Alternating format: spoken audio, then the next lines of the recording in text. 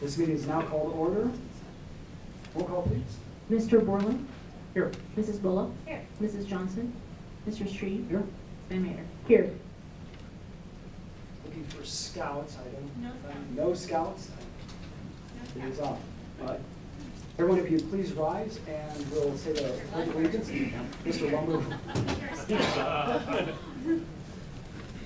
Pledge allegiance to the flag of the United States of America and to the republic for which it stands, one nation, under God, indivisible, with liberty and justice for all.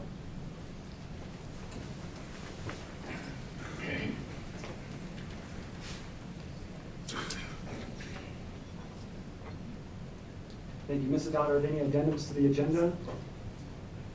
There were updates to the agenda and the board was notified of these earlier today. Thank you. Members of the board, are there any items you wish to move from either the superintendent's consent agenda or the board's consent agenda? May we have a motion to approve the agenda? So moved. Second. Thank you. Roll call, please. Mr. Borland? Aye. Mrs. Bullock?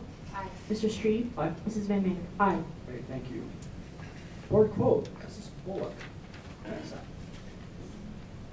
All right, the board quote is, "Education is for improving the lives of others and for leaving your community and world better than you found it." And that is by Marion Wright Bowman. Thank you. Public comments. Mrs. Cortez, do we have anyone signed up to speak to the board this evening? We had 6 people signed up. Great, thank you. At this time, we welcome any members of the public who would like to address the board to do so. Thank you for being here tonight. In the interest of respecting the time of all who are present, the speakers are to limit their remarks to 3 minutes or less. All speakers will be notified of the remaining time via the mounted monitors behind the dais. When 30 seconds are remaining, the timer will turn yellow and then red when the time has ended. Supplemental written materials are welcome. Please hand the materials to Mr. Grady, who is sitting to the right of the podium, and he will deliver it to the board secretary. We greatly value all comments from the public, but in order to adhere to the public policy and accomplish the work already on the agenda, the board will not respond this evening.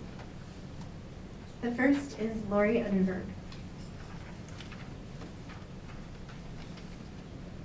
Evening. I've come before you before for various reports and things, and tonight I just wanted to come before you as a taxpayer of District 20. I have lived in and paid taxes in District 20 for the last 24 years, and we plan on being here for a while. So I just want to thank you for all the work that you all have done with the bond, and that all of the staff has done with the bond, for getting lots of input.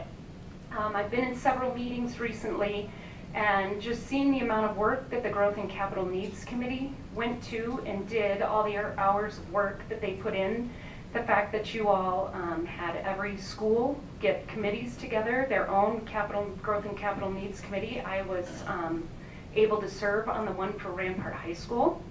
So I just appreciate all of the input that you all have gotten from community members, staff members, students, and parents. I wanted to report to you that our Rampart Growth and Capital Needs Committee got back together to give input back to the Growth and Capital Needs Committee in the event that the bond passes.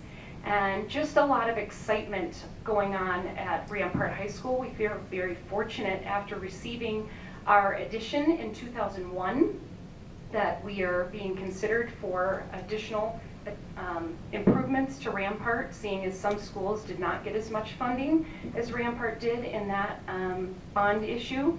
So just thank you very much for getting so much input, the accountability that will be done after if the bond passes, for detailing out all of these expenditures from this bond.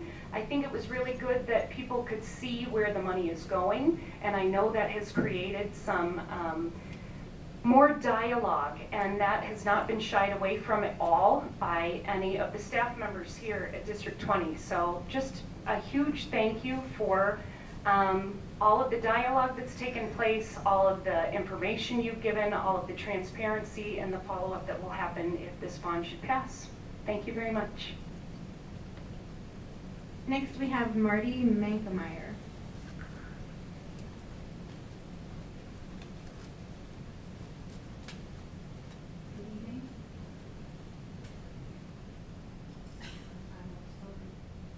all of you, and I too thank you for the work you've done. I have questions and concerns regarding the school bond issue and your statement, which I will read, see the timer, and I will have a copy made. As written and displayed on the Academy School District 20 website, this proposal is basically a $230 million blank check. Whether vague by design or by lack of planning, I believe it's imperative that the Board of Education clarify the following issues. The Board Oversight Committee composed of District 20 parents, patrons, business owners, and staff. How many of each? Does each person have an individual vote? What is the specific mission statement for this group? How often will they meet? Will they receive current financial statements pertaining to the bond? Will the meetings be public and minutes taken? 2, priority list for funding. Published list states projects are listed in no particular order. The public is entitled to know the sequence of expenditures. The Board of Education needs to ensure that the priority list cannot be changed or modified in amounts or timing without significant advance publication to the patrons and approval by the Bond Oversight Committee. It is strongly recommended that each project be categorized as restricted for accounting purposes to avoid commingling of funds. Use a standard accounting procedure for restricted funds for nonprofit organizations.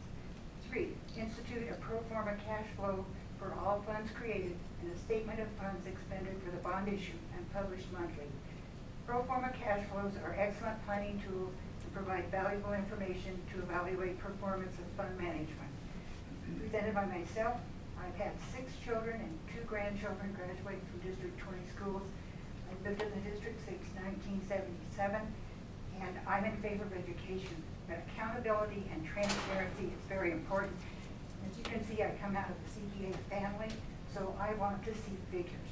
I did attend one of the coffees. Mrs. Miller was there. She was very receptive, but I wanted to put this in record, the things that I mentioned at the coffee, if you have not already repeated them.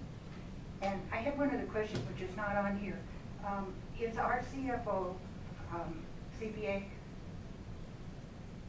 Both of our CFOs are CPA. Okay. Are you saying no, he's not, or yes? I'm not. Okay. And then, because I don't know you, do you have an advanced degree in accounting? I do not. Okay. That was just a question that I needed clarified. And I wish you all well. I hope you will listen to these. And I see another bond issue statewide. They're asking the same things.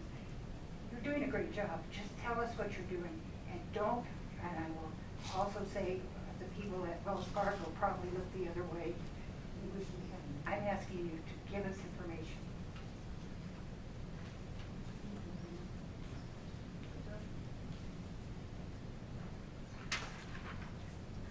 Next we have Vicki Taylor.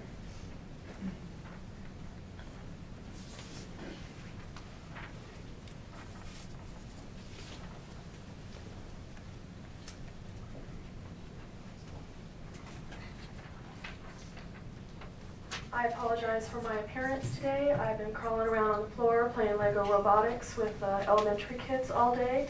I could actually respond to some of Marty's questions. I was on the board for 8 years, and I was actually a member with Mr. Strebe of the last Bond Oversight Committee. We met monthly, and we actually reviewed all of the projects, all the contracts for all of the projects.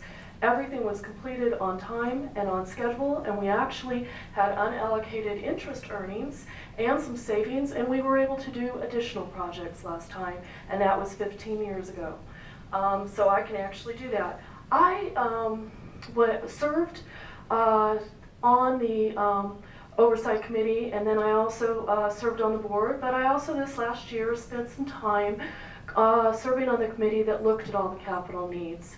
Dr. Coulter and I have written a letter that we have submitted, don't know if it'll be printed yet, to several of the newspapers in town talking about our position on 3A. And I just wanted to come now that we're being videotaped and recorded and actually read that letter. We are writing this letter in support of 3A, the $230 million bond issue that is on this November 8th, 2016 ballot. Both Dr. Coulter and I have been volunteers in District 20 in various capacities for over 20 plus years. When the last bond issue was passed in District 20 in November of 2001, Dr. Coulter was a member of the Board of Education, and I was part of the Bond Oversight Committee before being elected to the school board in 2003. Combined, we have spent 16 years volunteering our time on the Board of Education and were heavily involved in the last bond issue. All projects on the 2001 bond issue were completed on time and on budget. The district was able to complete additional projects due to cost savings on unallocated interest earnings. It's been 15 years since the last bond issue. District 20 has added 7,000 students to their schools. Much has happened in our local and national economy during that time. If you've driven the Powers Corridor lately, you know that houses are being built at a phenomenal rate. But 3A is not just asking for funds to build new school buildings. It's also needed to fund updates, remodels, and deferred maintenance on all existing buildings. Since 2009, District 20 has received a decrease in state funding of $149 million. The district has managed to keep those cuts away from the classroom by cutting jobs in central office and other strategic savings. But the district buildings and maintenance have taken a large hit, and we saw that when we visited all the schools in the district. We need to bring these buildings up to date. Yes, District 20 needs a minimum standard for all of its buildings to operate in the 21st century. This bond issue will be used on capital projects only, not for operating funds. In 3 minutes are up. Okay. We need to cut it off. In 1999, the voters of D20. Mrs. Taylor, we need to cut it off. Okay, all right. I will Thank you. pass this on and you can give them copies. Thank you, Mr. President. Thank you. Next, we have Frances Esty.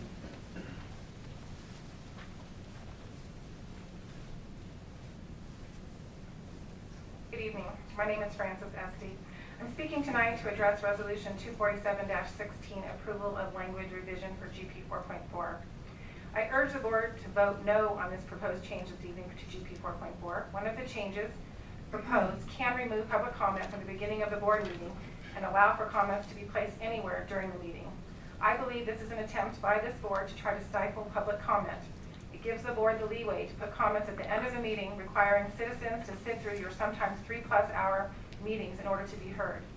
I actually believe this board should have 2 times for public comment. One should take place at the beginning for citizens to be heard and leave if they cannot or do not want to sit through the meeting. There should also be a comment toward the end of the meeting so that people can comment on items that were discussed during the meeting, or if they were not able to arrive early enough, they could comment at the end of the meeting since they couldn't at the first public comment. If this board truly wants to hear the public, whom I remind you you are elected by and whom you serve, then you will keep public comment at the beginning of the meeting. Vote no on this resolution this evening until it's properly revised and discuss adding additional public comment to the end of your meeting. I also have a comment from a Pine Creek High School parent named Julie Fritz. She couldn't make it tonight but asked for this to be read to the board.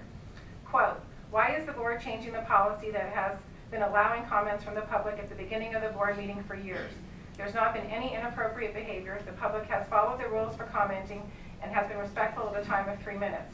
It makes the public suspicious of the board to see this inconvenient change occur just when more people are showing up and speaking at the meetings, and at a time of the most frequent media coverage of D20 ever, including attention of national news media. And it looks from the outside like the board is worried that a member of the public may want to speak openly about a topic that the board does not want heard by the audience. D20 wants to control when a member of the public can address the board with a problem. The audience is always larger at the start of meetings. Why wouldn't the public be allowed to continue speaking during the time that the board is the fullest? It just looks bad, like the board is trying to discourage public comments because they don't want anyone to know what's really going on in D20. Please provide answers to my questions before the next board meeting so I can understand why this resolution has been brought up to change a policy that doesn't need to be changed." End quote. Thank you. Next, we have Melanie Knapp.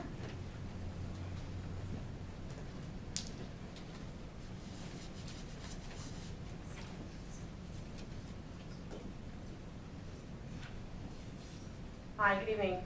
I also am asking you to vote no as a board for this idea to change our policy on the public comment.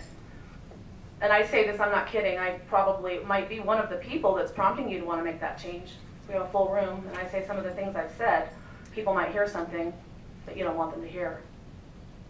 It looks that way anyway. I'm not surprised at all that this has come up, that when authentic community concern has finally started being vocalized here. And I say authentic because I understand you have committees. I've been on a SAC before. I understand how that works. I know you have committees largely comprised of former board members, and a lot of them are former employees. They're members of the public now. The truth is that you have authentic community concern coming right here. And that is why I'm not surprised that there's an attempt to stifle the way with which the public speaks to you and communicates to you.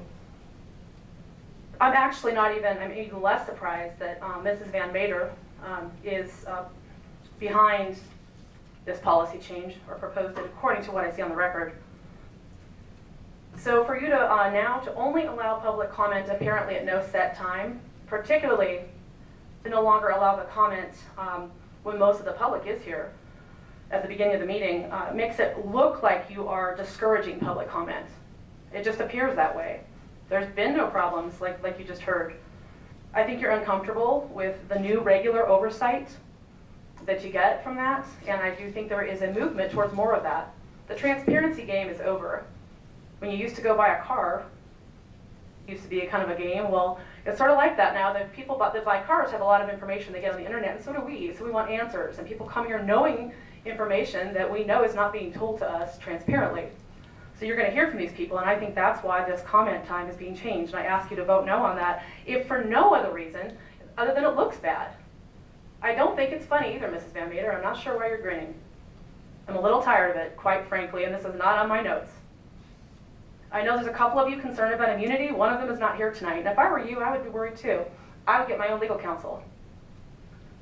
I think the public has a right to speak when they want to speak at the very beginning in that 3 minutes. It's not a lot to ask. And I ask you to vote no on that. And I ask you to think long and hard about why anybody would be worried about immunity. Why? Thank you. And now we have Michael SD.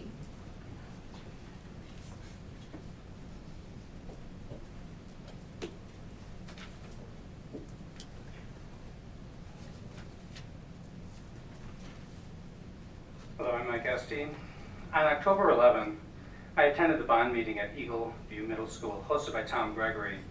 Also in attendance were Tracy Johnson and Larry Borland. I asked the question, why wasn't the pro and cons section updated on ASD20.org with the actual language from the Blue Book, since the original verbiage was written by the district and did not represent the public's view as cited by the true campaign processes? It is evident that the GIF advertising that's on the website that I questioned was changed due to my inquiry, but not the bond pro and con statements. I feel this was purposely overlooked because this board and administration do not impartially represent the bond. With 2 board members and the CFO aware of my comments and obviously bringing them to your attention, I'm asking, who made the decision to change the GIF ads on the website but then neglected to update the bond information to truly reflect the statements provided by the public? And as for your agenda item to change policy 4.4 tonight, I wish to read section 7 of your policy 4.2. It states the Board of Education will direct, control, and inspire the district through the careful establishment of written policies reflected by the board's values and perspectives. I believe this policy change is meant to discourage public input and squash free speech by citizens with legitimate concerns. Does this reflect the board's values? Also, Section 8 of the policy states, the Board of Education will enforce upon itself whatever discipline is needed to govern with excellence. This change is not governing with excellence. I believe you are attempting to change this policy because of questions like mine to the board.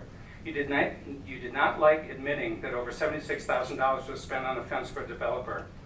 You did not like that you had to disclose the $139,000 spent on an audit to be used if the bond passes, and that's your explanation. You did not like having to video record these meetings to increase transparency to the public, which purposely won't show until after the bond date. And you are now further attempting to squash public input by being allowed to push public comments way to the end of a meeting, or maybe even after an executive session like you did with a specific expulsion report. You are proposing the president to be allowed to respond to the public comment when deemed necessary. Please give us 3 examples of when this was deemed necessary so we understand why this is being inserted into the policy. I feel this is being pushed to benefit the board and its agenda when necessary. If you are not going to address everyone's comments, then you should not address anyone's comments. You should not alter this policy without addressing the concerns of the public, nor if it diminishes the public's input in any way, shape, or form. Where is your governing with excellence? That's my question. Thank you. Okay.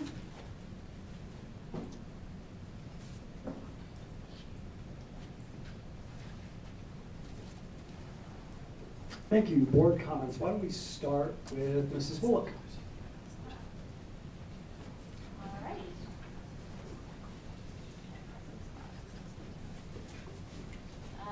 right.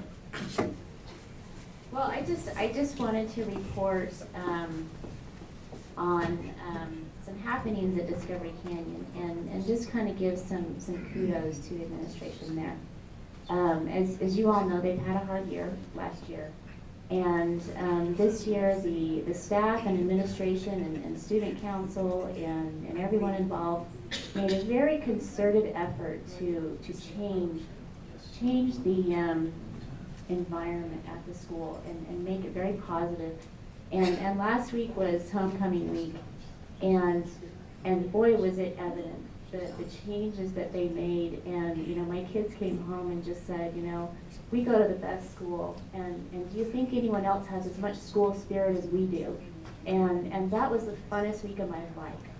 And my daughter said, I feel sorry for the kids who graduated last year because they really missed out. And so it was just, it really touched me, and I just wanted to give some kudos to mostly, you know, administration and everyone who was involved over there, because they have just really knocked it out of the park in trying to really help these kids feel unity and feel like they're in a great place. And so that's all I have.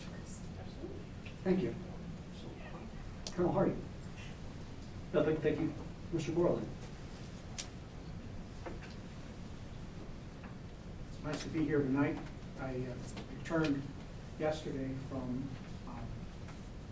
an intimate conference with 17,000 of my colleagues at the International Association of Chiefs of Police, and listening to some of those folks talk, it reminds me of just how difficult governing, just how difficult it is to try to find a balance between what disparate and varied points of view are among constituencies, whether that's in policing or education, public works, or any other governmental endeavor.